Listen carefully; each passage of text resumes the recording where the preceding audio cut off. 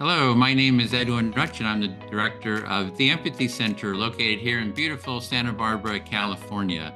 The center's mission is to build the empathy movement and to raise the level of empathy in society through education and community building initiatives.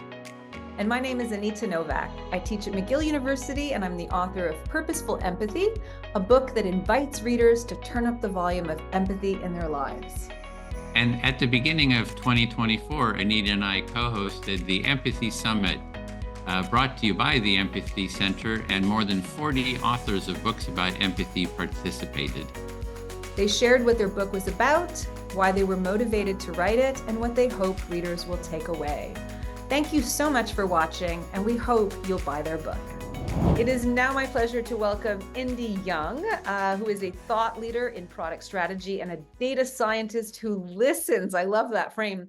She's also a founding partner of Adaptive Path, a consultancy that uses design to empower companies to create meaningful experiences with their products and services. She is the author of Practical Empathy for Collaboration and Creativity in Your Work, and she is gifting 4 ebooks to the Empathy Summit. Welcome, and over to you, Indi.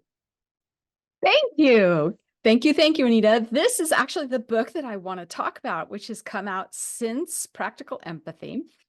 And I want to thank also Amy for that big shot of optimism. It's so easy to get depressed about what has happened, especially in the past year in our field. It seems like there are people who have that ego and that resistance that she's talking about. They destroy things. And they seem to be run a little bit by greed, but I don't think that that's entirely the whole story.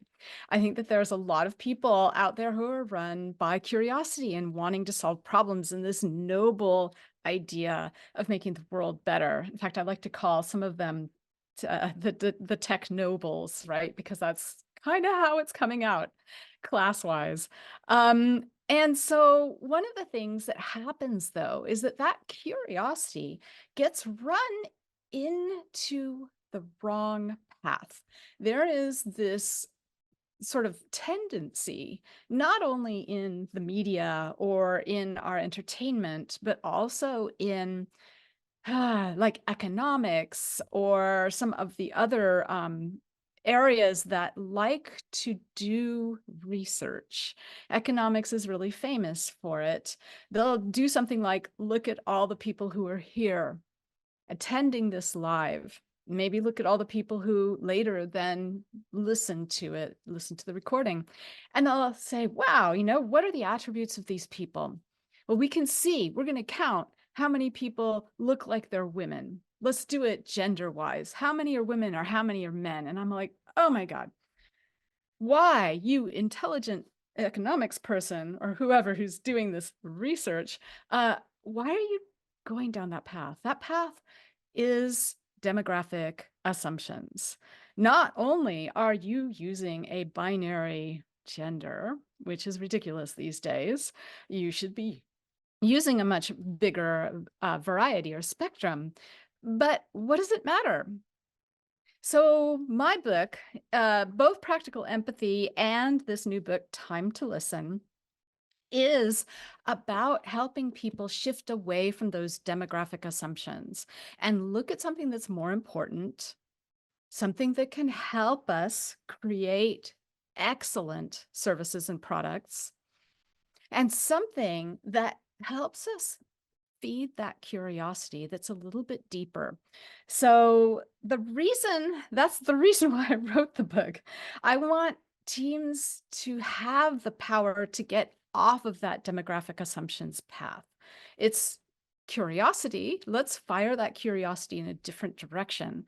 Let's feed it with more information that will actually make a difference. So one of the things is that I want this understanding, deep understanding of other people, which is empathy. We know it's cognitive empathy. I want it to scale. I want it to scale so that we can use it reliably within businesses and run metrics against it.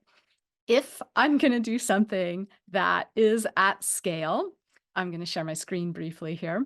I need a method. So I have created a method with a lot of different stops along it that can be shifted and changed, and little tiny spots on it can be inherited within uh, various organizations, depending on what they are uh, up against within their own sort of methods. The other thing that I need is a frame. This is not about people's personalities. We can't know a person completely because the person's in so many different contexts. So the thing that I do is I make sure that I understand people according to their particular purpose. So it's just a specific purpose that a person is addressing that I want to understand their interior cognition about. Within this purpose, I can find patterns across people at scale. If we were looking outside this purpose, there's way too many contexts. What I have on the screen is one of the examples, and I've put this on my LinkedIn posts a lot. You can find it there. We're about to do a little comic strip for it. And the purpose in that comic, this little illustration here, is that it's a person who's taking care of their parent who has a temporary inability to get around. So there's going to be 2-3 months worth, maybe more, of taking care of that parent. So inside the book, what I help people learn is how to find interior cognition, how to listen for interior cognition. And one of the most important things, well, the first most important thing is the idea that we're doing it within that frame. Like, we're only going to talk to people what went through your mind as you were taking care of a person. Notice the person's purpose, or taking care of your parent. Notice the person's purpose is not about the solution. It's not about a product. It's not about a service. The second thing that's really important here, and there's a lot of, it's fairly complex, so people take a little while to get used to it. But the second thing is that we can't find out someone's interior cognition sort of like as a personality. What we're doing is looking at it within that frame, and within that frame, they bring up a lot of topics. So what I like to do is I like to say, hey, each topic is a different candy, like a little candy, layered candy, like a jawbreaker that they put on the table as they're talking about something. Here, the purpose was decide whether to go out to a restaurant in the early pandemic. And there's, grocery delivery as a topic. There's signage within the grocery store or within the restaurant. There's wait until next year. All these different topics come up. And what's interesting is that within each topic, there are many layers. And oftentimes we're used to talking about description layer, which is just the explanation, what happened, how it happened, all the statements of fact around it, what was the sign. And we need that for scene setting. Most research goes down into the expression layer. The expression layer is a person's preferences, their opinions, their attitudes, their beliefs about usually the product. That's market research, POBA. What I want to get to is that center, that core. I want to get past the generalized cognition and get into the interior cognition, very specific thoughts running through a person's mind in the past, their inner thinking, their emotional reactions, and their guiding principles. Guiding principles are personal rules that they use to make decisions. And so these are the things that I am after in a listening session. A listening session is something that I do with people without an end. It is an exploration of a territory. You can think of it like a landscape and you're following somebody hiking around. You then can do this with enough people with the same purpose to find patterns. And one of the things that I do with the patterns is I create something that looks a little bit like a city skyline. And this is where it's scaling and where we can get our metrics. What we do, the city skyline up here at the top, is everything that we heard from interior cognition.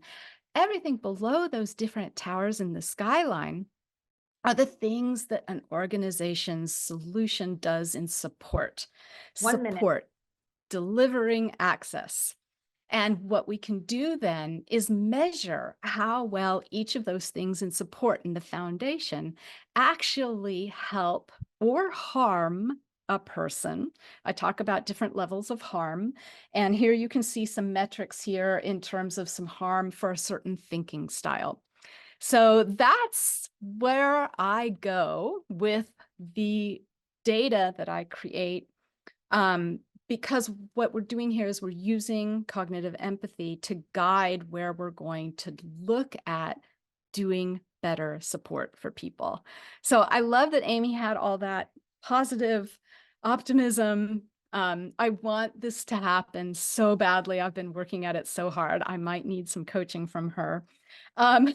This is Burnout City. But what I offer is courses. So you can go to my website, indiyoung.com. I also have a book, but the courses get into the data analysis as well and the thinking styles. So I want to thank you, Dr. Nowak, and I want to thank you, Edwin. Thank you so much, Indi, and gorgeous slides. Gotta say, those are really great illustrations.